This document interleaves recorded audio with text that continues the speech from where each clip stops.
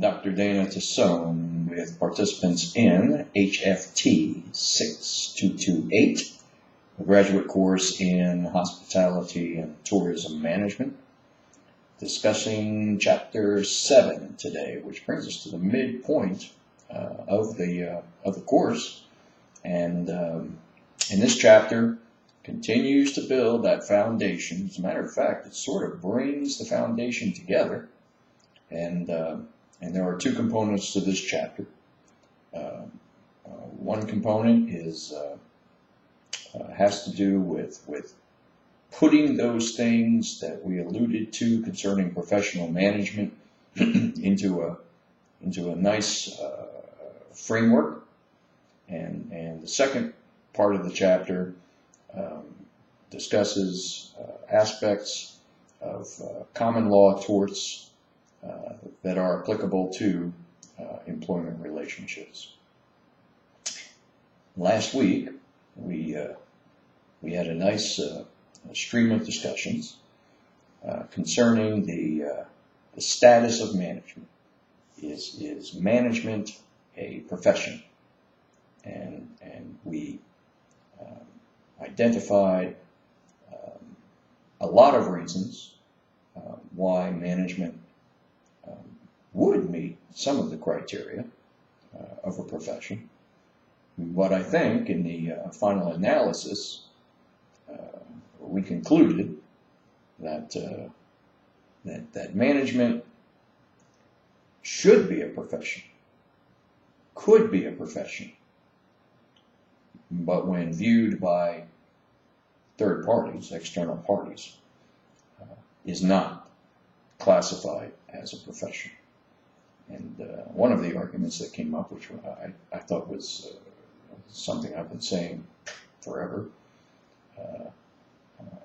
is that management is not industry specific. That is so true. Management is management. Doesn't matter whether it be in our industry, which is, as we discussed, is more challenging than most, or in any other industry. And the same is true for HRM, HR management. HR is HR is HR.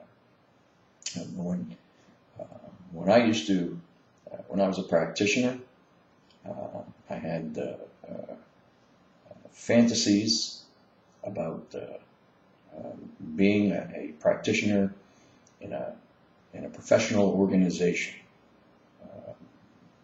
an organization that had a very homogeneous collection of workers, as opposed to the hospitality industry, which has a very heterogeneous collection of people,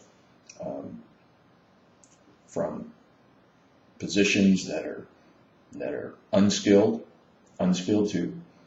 to those that are semi-skilled, to those that are highly skilled, to those that are very highly skilled. And along with it, the diversity of individuals that comes to bear. And I was thinking, oh, it would be nice to do this job in an engineering firm or some kind of firm where you had a more narrow, more homogeneous group of people. And of course, as I even knew then, the jazz, if you will, the thrill of working with the diversity of individuals is one of the attractions to this industry. In my case, I never chose this industry. It kind of chose me. I kept trying to leave, and I kept coming back. So I would think, oh, how nice it would be to be in one of these different white-collar, professional types of organizations. And then, after I left my corporate HR life and went into academia, a few of my prior colleagues, most of whom I trained, in fact had that opportunity. One guy got a job with a aerospace engineering firm. Smaller number of employees, all administrative and professional personnel, and he was making a big salary, and he was bored out of his mind. So the reality of those kinds of things are different when they really happen. But we agreed that management, the complexity of management, could constitute a profession, but it doesn't, not yet, at least not in the eyes of third parties. And we agreed also that the components that are missing are, one, the requirement for advanced specialized training. We know that there is, somebody even said, anybody can be a manager. They'll appoint anybody. And there is no requirement that an individual be highly trained and be trained in a specialized manner. Another factor that precludes it from being considered a profession is there don't seem to be barriers to professional admission, as is the case with most professions, all professions. Again, in line with that one statement, anybody can be a manager. There are no barriers at this time. There are no barriers that preclude a person from being appointed to a management position.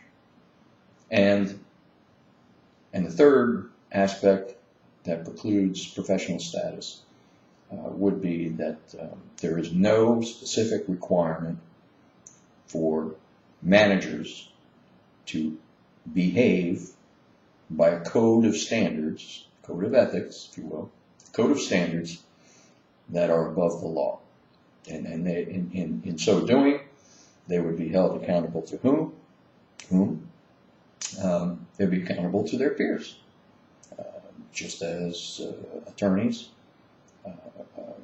are governed by and monitored by the ABA, the American Bar Association. So where would we go? Where would this argument take us? This argument would suggest that in order for management to become a profession, it would require some form of licensure or certification.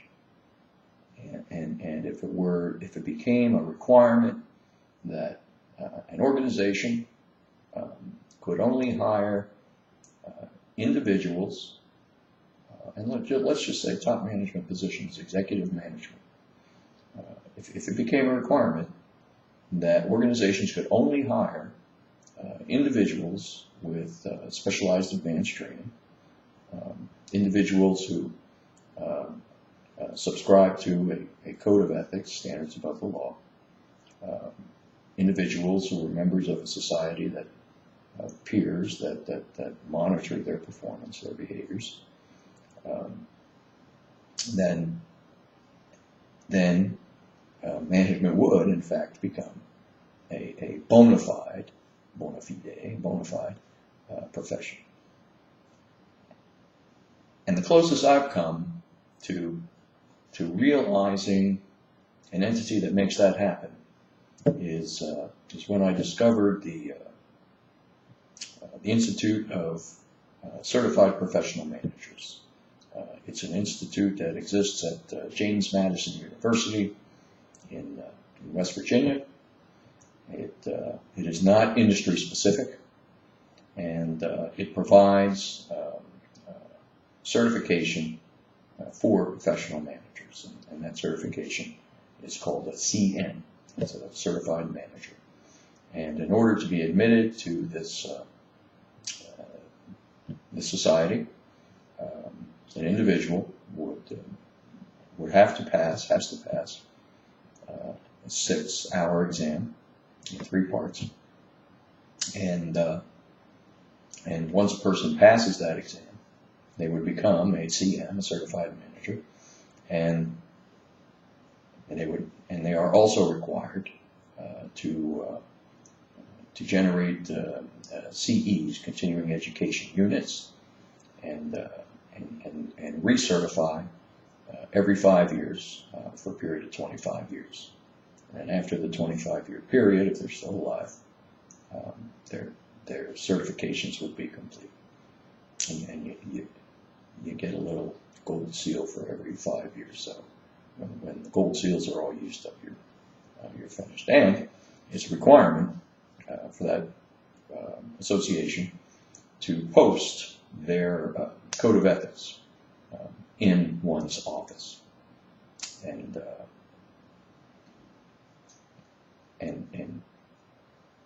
a good deal, a lot of government agencies require, municipal, state, federal, require this certification in order for admittance to senior management positions. The same is also true with some very large organizations, in particular government contractors such as Boeing. I think we have somebody who has a relative with Boeing, and other large institutions, large organizations.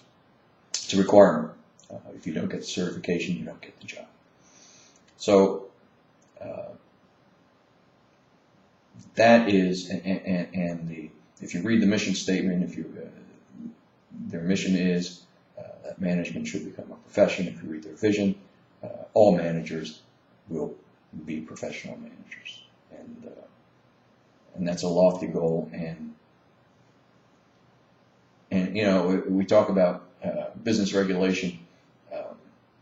You know, if you want business regulation, this would be a good piece of business regulation because it would put people in positions that are capable of managing organizations and their people effectively, professionally.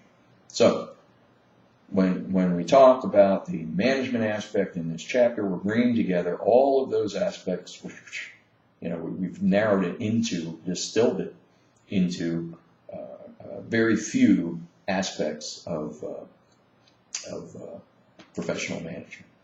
And so, when I first left my corporate HR life and went into academia, I started a consulting practice to make ends meet. And I would get called in to conduct what all managers are trained to do, diagnoses and interventions within organizations. And one of the first things I would look for is at the top of the organization, do 5 things exist?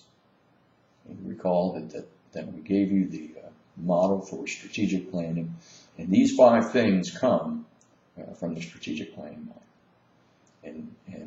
And those are, as you've heard me say already, those would be objectives, which are targets for performance, strategies, which are action steps to achieve objectives, policies, which are guidelines for behavior based on those strategies, standards, which are benchmarks for performance necessary to achieve the policies and be in compliance with the policies, procedures, which are the tiny things, the step-by-step process used to accomplish tasks within the guidelines of the policies aimed at achieving the strategies which ultimately achieve the objectives. One feeds off the other and off the other. I gave you a model in the beginning of the chapter with those 5 things, and then later on we present the HR perspective. Well, from an HR perspective,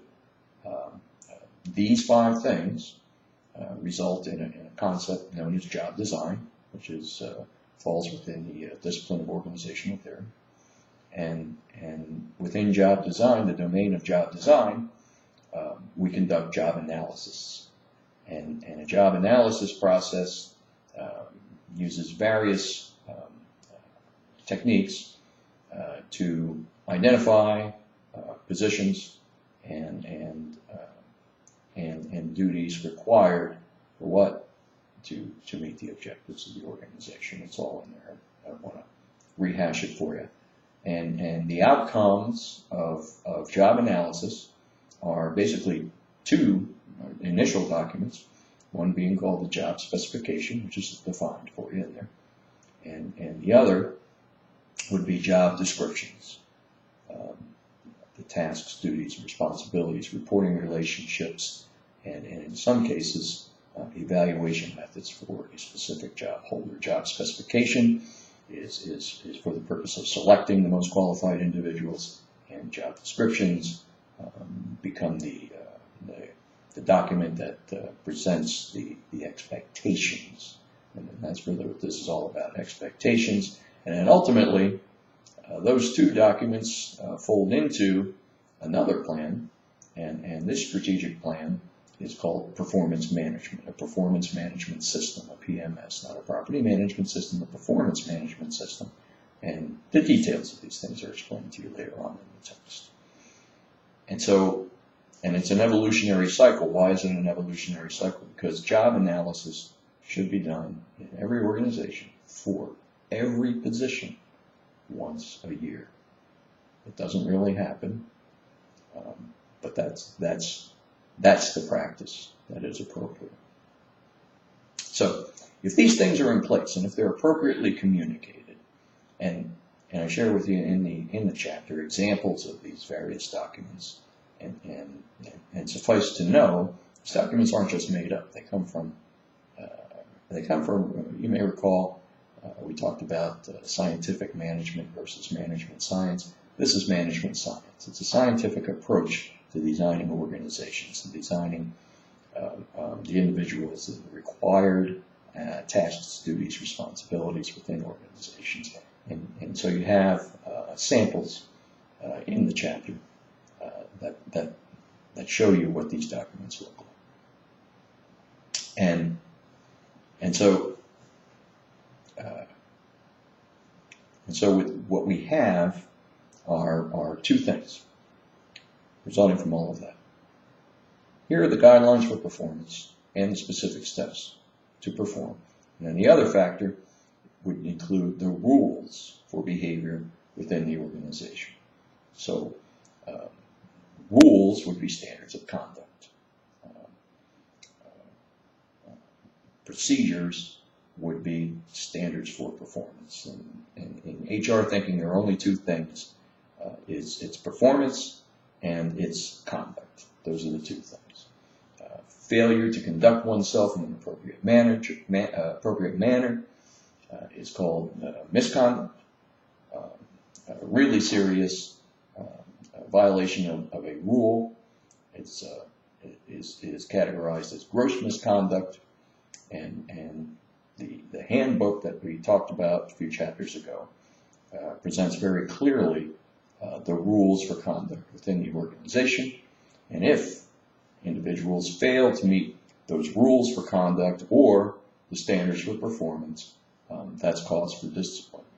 Discipline, just like bureaucracy, has a negative connotation, but it's intended to mean something really positive. It's intended to be a form of training. It's intended to be a form of training to achieve desired behaviors in the organization.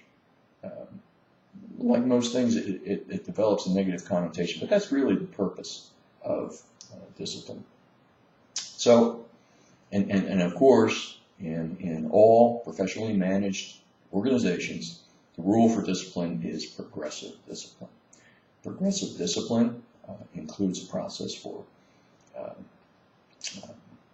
providing disciplinary actions, the policy for disciplinary actions. It includes warnings concerning consequences associated with future violations of policies. So, why do employees have the right? Why is it a right, not a privilege? It's a right. Why do they have the right to be professionally managed? Because, what we talked about already, there exists a common law theory, known as doctrine, actually, known as the covenant of good faith and fair dealing. And a covenant is what? It's a promise.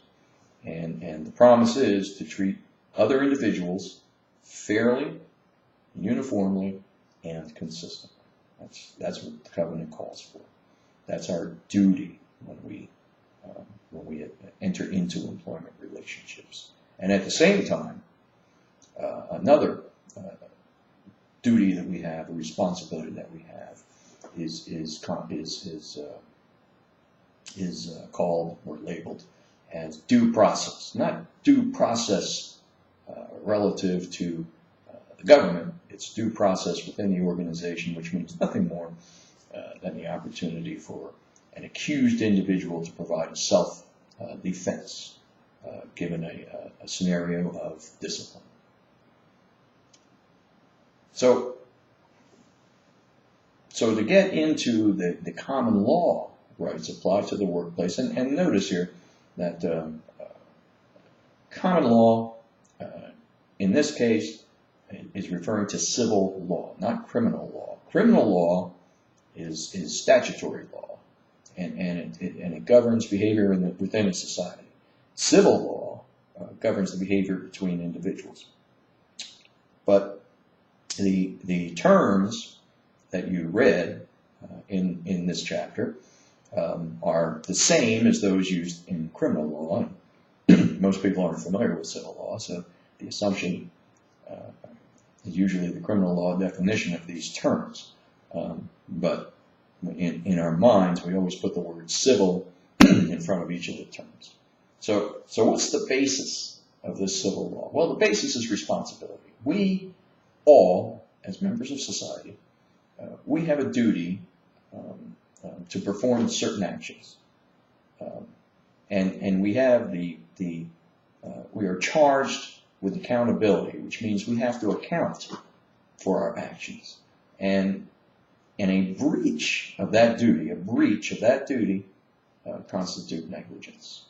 And along with negligence, when a breach occurs, comes the concept of liability, and that's the obligation to make reparations for individuals. Well, what's the duty? The duty is to exercise in day-to-day living, to exercise reasonable care. I defined this for you before. It's that which a person of sound mind would consider to be reasonable given a situation. Everybody has that responsibility. Reasonable care. And just a level above that is the responsibility of due care. When an entity decides to engage in a commercial enterprise, that entity has incurred due care, the duty of due care. That entity must exercise reason consistent with the level of responsibility of the actor. A civil law concept, I don't think I'll have time for this, but civil law concept out there, another one, is called wrongful discharge. This is commonly brought up in unemployment cases. This is where somebody quits their job, but they quit because I made their life so miserable they couldn't stand to work there anymore. And so I say to the unemployment hearing officer, oh, the guy quit. And the individual would rebut with, I didn't quit, you made it so terrible that I couldn't stand to work there anymore. Therefore, you constructively discharged me, even though you didn't. Another aspect, and I just throw all these out there, they're all out there, and this is where the big money is, by the way. You know, we talked about the civil rights statutes, but they have caps on damages. Damages are awards, financial awards. With these torts, this is where the big money is. This is where attorneys begin to salivate. Take a look at that vignette. It's and count up the charges that this petitioner attempted to bring against this organization, and note the attention the attorney gave to the construction of his letter, knowing that this could be a wonderful contingency case for him from a financial perspective. So I'm going to run through these real quick. Civil assault and battery. Civil assault and battery. You have assault and battery in a criminal sense. And bear in mind, too, in a criminal sense, if you assault somebody, or if you infer that you're going to assault somebody, you're not charged because you hurt somebody or you intended to hurt somebody. You're charged because you broke a statute rule that establishes a crime against the state. If you murder somebody, it's not because you killed a guy. It's because there's a rule against that and you broke the rule. In civil cases, it's different. But and remember the preponderance of evidence, but in a civil case, it could be so apparently inconsequential. Assault and battery. That could be brushing somebody's hair. It could be touching somebody on the shoulder. It could be the most apparently innocent types of physical content, or even waving. I'm Italian. You wave your hand like this. That means, all right, that's the end of it. That could be inferred as the intent, could be battery from a civil perspective. One of my favorites, the intentional infliction of emotional distress, commonly referred to as the tort of outrage. The reason it's called the tort of outrage is the courts deem that in order to substantiate such a charge, there must be a demonstrable outrageous behavior on the part of the actor. False imprisonment. If that's nothing more than blocking someone's egress, let's say out of an office, or in any way, blocking somebody's egress, that's false imprisonment. Civil false imprisonment. Defamation. False information presented to a third party with the intent to cast a poor light on that individual. Intent, remember, some things, intent is the factor. In this case, it's intent, and they take the forms of both libel and slander. Invasion of privacy. Again, in the beginning we said, well, what are the employer's rights? Well, the employer's rights are whatever it establishes and communicates its rights to be. Why do they do that? Because if I didn't establish the right to search your desk in your office, which is really my office, it's the employer's office, if I didn't establish that right, I'm invading your privacy. In many cases, testing, pre-employment testing and for-cause testing have been challenged on this basis. Negligent hire. This is interesting because you can't discriminate when you hire, on one hand.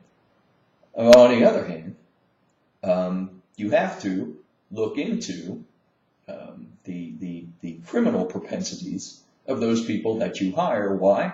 Because if they incur harm on somebody, some party, someone within the organization or outside of the organization, and you cannot demonstrate that you thoroughly investigated their background, that would be a case of negligent hire. You were negligent because you knew or should have known that this individual had such a propensity. And it's a two-edged sword. There's a technique. If somebody remembers, ask me. There's a technique on how HR people get around complying with the do not discriminate aspects and the prying into people's backgrounds aspects to prevent negligence. Negligent retention. Negligent retention is an offshoot of negligent hire. You hired the person, and maybe the person didn't have a criminal record, didn't have a record of violent behavior, but they became that way while in your workplace, and they behaved in that manner once before, and then they did it again. And now what we've done is we've negligently retained that person because we knew or should have known that this person would cause harm again. There was a real interesting case. I used to work at the University of Hawaii. And there was a very interesting case where an executive sous chef, a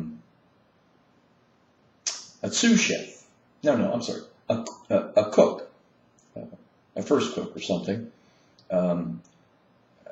assaulted an executive sous chef who was the acting chef, because the chef, they're in the process of replacing a chef at a large hotel in Waikiki, and killed him in the kitchen.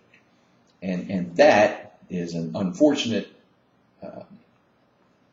bad case, unfortunately, of negligent retention. Why? Because if you look at his record, this person had been written up, which is slang, I hate that term, written up numerous times for violent behaviors, and still had the job, therefore had the means to hurt another individual when he became provoked. And in this case, it ended up in not only negligent retention, wrongful death, another civil law, not applied to workplaces so often, but in this case it does apply.